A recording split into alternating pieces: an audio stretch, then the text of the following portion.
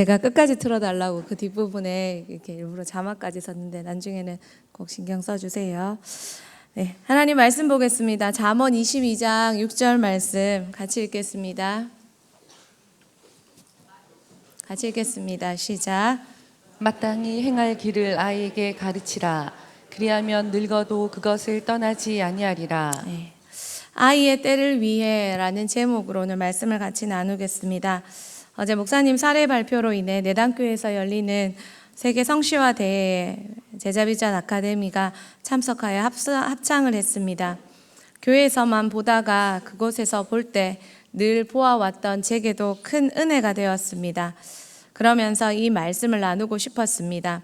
어린아이 시절, 배움의 시절, 가장 배우고 익힐 것을 가지도록 하기 위해 가장 소중한 것을 배우고 익히도록 해주기 위해 어떤 수고도 해야 한다는 것을 다시금 생각하게 되었습니다. 어떤 이들에게는 같은 대흥교회에 있지만 그 수고와 그 기회가 DBA일 수 있습니다. 그러나 어떤 이들에게는 DBA가 아니라 대흥교회 교육부서가 전부일 수도 있습니다. 하지만 중요한 것은 각자의 자리에서 기회에서 정말 마땅히 행할 바를 진리를 가지기 위해 배우기 위해 최선을 다해야 한다는 것입니다.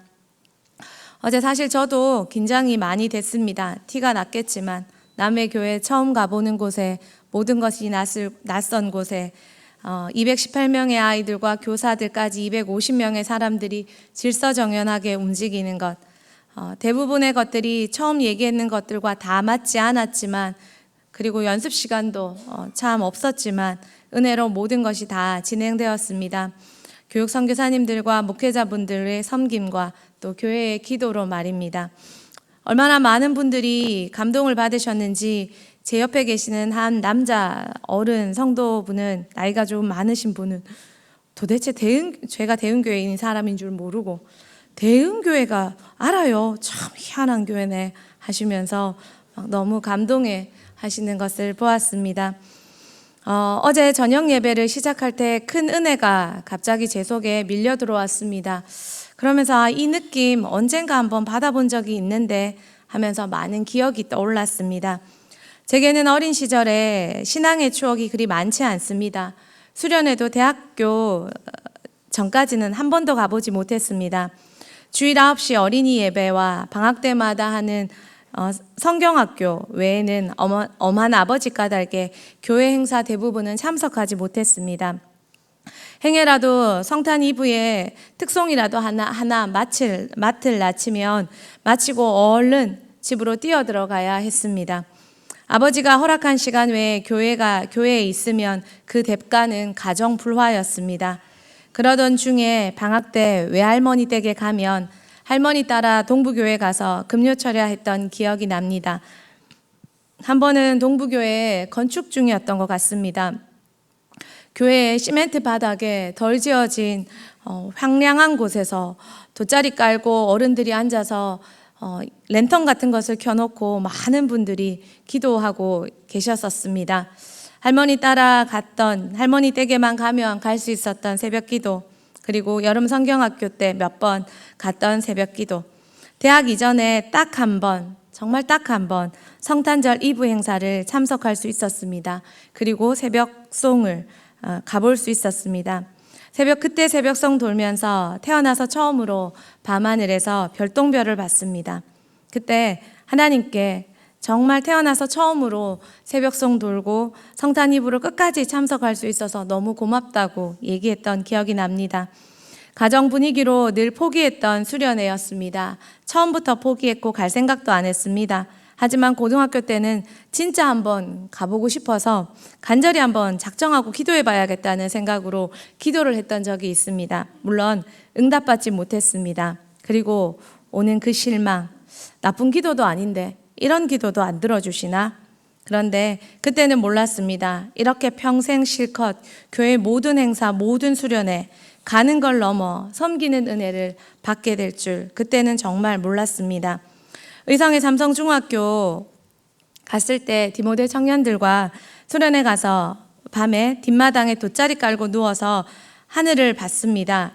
그때 정말 때마침 별똥별들이 엄청 하늘로부터 떨어졌습니다. 정말 우리한테 인사하듯이 떨어졌습니다. 여기서 우와, 저기서 우와. 정말 그 아름다운 오히려 기억들을 하나님은 더 많이 가지게 해주셨습니다. 어린 시절 생각하면 언제 어떻게 배웠는지 기억이 나지 않지만 자연스럽게 배운 기도를 하면서 응답받은 것보다 응답받지 못했던 실망스러웠던 순간들이 더 많이 있었습니다. 그럼에도 불구하고 기도를 했었습니다. 왜냐하면 기도밖에 할 수 있는 것이 없었기 때문입니다. 무서워서 기도했고, 불안해서 기도했고, 답답해서 기도했고, 원인들은 다 슬픔이었지만 그래도 할 수 있는 방법은 기도밖에 없었습니다. 21살에 대흥교회 와서 하나님을 만났을 때 응답이 그때부터 그동안 했던 기도들이 응답되기 시작했습니다. 그러면서 생각하게 되었습니다. 기도가 쌓이는 시간이 필요하구나. 기도가 쌓이는 시간을 인내해야 하는구나. 응답의 때가 이르지 않았는데 섣불리 움직이면 부작용이 일어나는구나. 하나님의 응답의 때 하나님이 준비하고 계시구나. 기도는 절대 부도수표이지 않습니다. 우리들의 기도는 하나님께서 다 듣고 계십니다. 하나님께서 우리 자녀들의 교육에 대해서도 정말 관심이 많으십니다. 아이들의 기도를 들으시는 하나님, 그 아이들의 교육에도 우리가 가지는 이상으로 관심이 많으십니다. 출애굽시킬 때 열재앙으로 승리를 이끌었던 하나님께서 6월절 어린 양으로 장자를 믿는 어린 양의 피가 발린 가정에 장자를 살리신 하나님께서 이렇게 말씀하십니다. 자녀들에게 이 사건을 가르치라고 말입니다. 출애굽기 13장 14절 15절 말씀 같이 읽겠습니다. 후일에 내 아들이 내게 묻기를 이것이 어찌 됨이냐 하거든 너는 그에게 이르기를 여호와께서 그 손의 권능으로 우리를 애굽에서 곧 종이 되었던 집에서 인도하여 내실세 그때 바로가 완악하여 우리를 보내지 아니하매 여호와께서 애굽 나라 가운데 처음 난 모든 것은 사람의 장자로부터 가축의 처음 난 것까지 다 죽이셨으므로 태에서 처음 난 모든 수컷들은 내가 여호와께 제사를 드려서 내 아들 중에 모든 처음 난 자를 다 대속하리니 후일에 네 아들이 내게 묻기를 이게 어찌 됨이냐 하거든 하면서 하나님은 대답할 말까지 다 가르쳐 주십니다. 6월절의 승리, 그것이 하나님의 역사였다는 것을, 그리고 그랬기 때문에 장자는 다 하나님의 것이라는 것. 6월절의 기적을 이루면서 하나님은 6월절을 자녀들에게 가르칠 것까지 이미 생각하셨다는 것입니다. 여호수아 장군이 요단강을 홍해처럼 마른 땅으로 건넜습니다. 물이 멈췄고 또다시 마른 땅으로 이스라엘 백성은 새로운 땅에 입성했습니다. 하나님은 여호수아에게 명령하셨습니다. 각 지파에 12명을 뽑아라. 그리고 강 한가운데 돌을 가지고 나가라. 그 돌을 세워라. 기념해라. 여호수아 4장 6절에서 8절 말씀 같이 읽겠습니다. 이것이 너희 중에 표징이 되리라.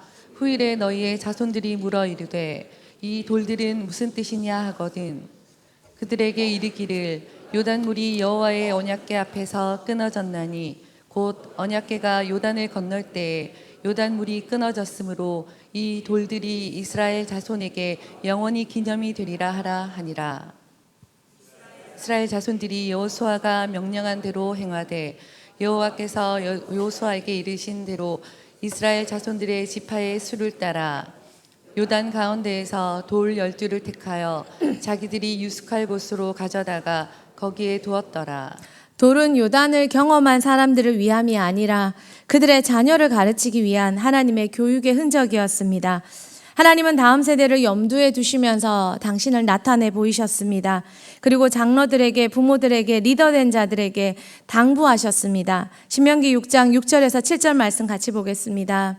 오늘 내가 내게 명하는 이 말씀을 너는 마음에 새기고 내 자녀에게 부지런히 가르치며 집에 앉았을 때든지 길을 갈 때든지 누워 있을 때든지 일어날 때든지 이 말씀을 강론할 것이며 아이들을 만나보면 부모의 그 좋은 신앙, 저조차 알고 있는 그 간증들을 정작 자녀들이 알지 못하는 경우를 보게 됩니다.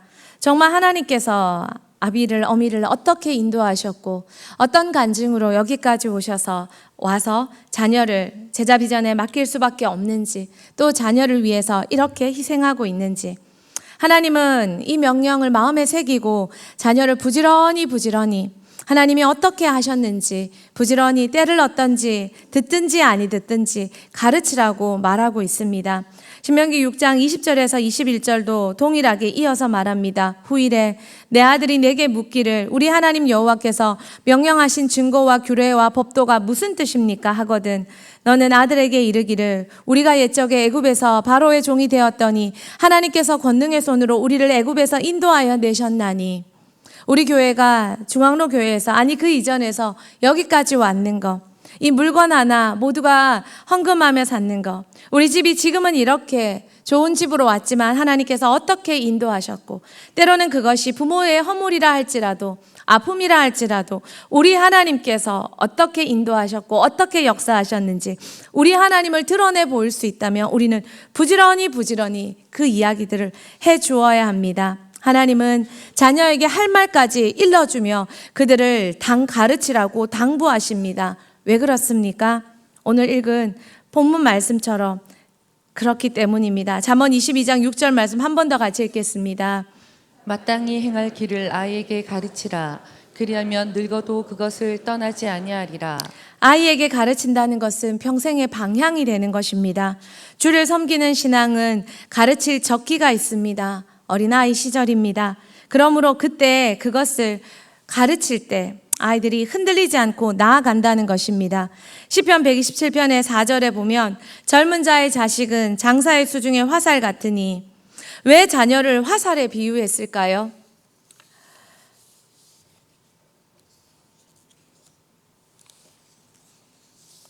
화살과 궁사와의 관계는 서로 의지되어 있습니다. 궁사가 초점을 제대로 맞추지 못하면 화살은 관역으로 들어갈 수 없습니다.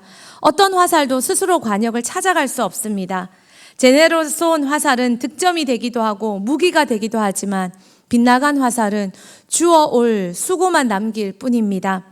말씀을 향해 정확하게, 복음과 진리를 향해 정확하게, 어떤 대가를 지불해서도 정확하게 화살을 쏴야 하듯이 자녀의 배움의 시절, 영어를 경험시켜주고 다양한 문화와 다양한 환경을 경험시켜주는 것보다 더 중요한 것, 하나님을 경험하고 말씀을 배우고 말씀대로 사는 삶을 알게 하고 말씀대로 살았던 우리의 흔적을 보여주는 것. 태어나서 한 번도 비행기 안 타본 건 절대 중요하지 않습니다. 그리고 절대 부끄러운 것도 아닙니다. 하지만 아직까지 한 번도 하나님 만난 경험이 없고 아직까지 한 번도 부모님의 하나님, 가문의 하나님의 흔적을 알지 못한다면 그거는 부끄럽고 안타까운 일입니다. 하나님께서 우리 가문에 무슨 일을 하셨는지, 하나님이 우리 부모님과 가정에 어떤 존재이신지, 나는 어떤 대가를 지불하고 지금 이곳에 다니고 있는지 확실하고 분명하게 알아야 합니다. 진리가 부담스러운 자녀들은 진리를 벗어나기 위해 많은 변명거리를 찾습니다. 그럼에도 우리는 하나님의 말씀에 순종하여 듣든지 아니 듣든지 부지런히 우리에게 베푸신 하나님의 역사를 간증하며 진리로 저들을 인도해야 합니다. 타협하지 말고 말입니다. 어떤 이유도 진리를 벗어나기 위한 경우로 합당한 말은 없습니다. 친구 관계가 어려운 것도, 부모가 때로는 강압적으로 느껴지는 것도, 어떤 관계가 싫은 것도, 어떤 교사가 싫고 어떤 목회자가 싫고 어떤 모든 것이 싫다 할지라도, 때로는 세상적인 학업이 어려워서 교회 생활이 시간이 부담스럽다 할지라도 그 어떤 어려움도 우리를 진리로 벗어나는데 합당한 이유는 없습니다. 하나님은 우리에게 부지런히 가르치라고 하셨습니다. 우리 부지런히 가르치십시다. 자녀에게 속지 말고 타협하지 말고 봐주지 말고 하나님 명령만 보고 부지런히 가르쳐서 정말 이 아이들이 들어야 될 때 들을 줄 알고 쏘아야 할 때 쏘는 방향으로 제대로 나아가서 하나님의 관역에 10점 만점 받는 가정들이 되고 가문들이 되고 자손들이 되기를 소망합니다. 제가 좋아하는 이야기가 하나 있습니다. 미국 오하이주 작은 마을 웨스트브로치 한 교회학교 교사가 길거리에 놀고 있는 아이들 4명을 만났습니다. 얘들아, 내가 오늘 너희들에게 아주 중요한 한 분을 소개해 줄게. 소년들은 교사를 따라 교회에 갔고 교사는 그들을 위해 성경 공부반을 만들어서 그때부터 열심히 가르쳤습니다. 소년들은 교사를 따라 열심히 신앙을 배웠습니다. 그리고 장성의 마을을 떠났습니다. 교사의 은퇴식 날 식장에 4통의 편지가 배달되었습니다. 한 통은 중국 선교사, 한 통은 미국 연방은행 총재, 한 통은 대통령 비서실장, 그리고 마지막 한 통에는 마지막 편지 봉투에는 후보라고 글씨가 적혀 있었습니다. 그는 미국 31대 대통령이었습니다. 편지에는 이런 글이 적혀 있습니다. 선생님, 그때 저희에게 가르쳐준 하나님의 말씀을 통해 역경을 극복하고 있습니다. 감사합니다. 도로시 로톨트 여사가 이런 말을 했습니다. 자막 있나요? 네, 한번 같이 읽어주시겠습니다. 같이 읽겠습니다. 만약 어린아이가 꾸지람을 받으면서 살아가게 된다면 남을 비난하는 법을 배우게 된다. 만약 어린아이가 적개심을 품고 살아가게 된다면 싸우는 것을 배우게 된다. 만약 어린아이가 수치심을 느끼며 살아가게 된다면 죄의식을 배우게 된다. 만약 어린아이가 관대한 대우를 받으며 살아가게 된다면 남을 신뢰하는 법을 배우게 된다. 만약 어린아이가 격려를 받으며 살아가게 된다면 고마워하는 법을 배우게 된다. 만약 어린아이가 공평한 대우를 받으며 살아가게 된다면 정의로움을 배우게 된다. 만약 어린아이가 보호를 받으며 살아가게 된다면 남을 믿는 법을 배우게 된다. 만약 어린아이가 풍성한 인정 속에서 살아가게 된다면 자신을 사랑하는 법을 배우게 된다. 만약 어린아이가 친구들과의 우정 속에서 살아가게 된다면 이 세상에서 사랑을 배우게 된다. 그렇다면 한 가지 더 질문하겠습니다. 만약 어린아이가 말씀 안에서 믿음으로 사는 법을 배운다면 그 어린아이는 어떻게 될까요? 그 어린아이는 역사 속에서 하나님의 기적과 계획을 나타내는 루터가 되고 다음 세대 하나님 나라의 여호수아가 되고 에스더가 되고 하나님 나라의 일꾼들이 되지 않을까요? 그 친구들을 통해 하나님은 하나님의 나라를, 교회를, 한 영혼을 세워가지 않을까요? 청교도들은 자신의 자녀들의 신앙을 위해 모든 것을 버려두고 미국이라는 미지의 신대륙으로 이주했습니다. 그리고 그들은 가장 먼저 교회를 지었고 도서관과 성경 학교를 지었습니다. 우리가 잘 아는 대로 전 세계적으로 유명한 하버드, 예일, 프린스턴, 이 모든 학교들이 성경학교로 시작되었습니다. 오늘 미국이 많이 타락했다 하지만 그러나 아직도 그 중심에는 조상의 신앙을 가지고 그 나라를 지탱해 가고 있는 그루터기 같은 자들이 남아 있습니다. 마땅히 행할 길, 진리로 살고 말씀대로 살고 교회 중심으로 살기 위해 어떤 수고도 마다하지 않고 헌신도 마다하지 않고 어떤 자녀의 고백에도 타협하지 않고 자녀 보지 않고 하나님 보고 마땅히 행할 길을 가르치며 그 자리를 지킬 수 있는 우리 모두가 되기를 소망합니다. 어린 시절에 아버지의 신앙은 돈이었습니다. 어머니의 신앙은 교회였습니다. 그리고 가정폭력이 일어났습니다. 그때 참 무서웠습니다. 세상에서 가장 무서운 소리는 사랑하는 어머니가 맞는 소리입니다. 그리고 세상에서 가장 고통스러운 것은 내가 그것을 도와줄 힘이 없다는 것입니다. 그런데 그때는 몰랐습니다. 차라리 저렇게 살 바에는 이혼하지. 왜 저렇게 사실까? 라고 말하기도 했습니다. 그러나 지금은 참 감사합니다. 그때 그 자리를 지켜주셨기 때문에 하나님을 배울 수 있었고 미숙한 기도라도 할 수 있었습니다. 사랑하는 성도님들, 두들겨 맞고 사시는 분은 없지 않습니까? 어떤 어려움에도 여러분의 자리를 지키면서 여러분에게 주신 자녀라는 화살을 하나님의 관역을 향해 끝까지 자리 지키며 쏠 수 있는 여러분이 되기를 소망합니다. 대은교회 그 어떤 가정도 하나님은 하나님의 교회, 대은교회에 주신 축복에서 누락시키지도 낙오시키지도 제외시키지도 않으십니다. 마땅히 행할 바를 아이에게 가르치는 어떤 대가라도 지불하며 하나이라도 놓치지 않고 가르침을 다하는 우리 모두가 되기를 소망합니다.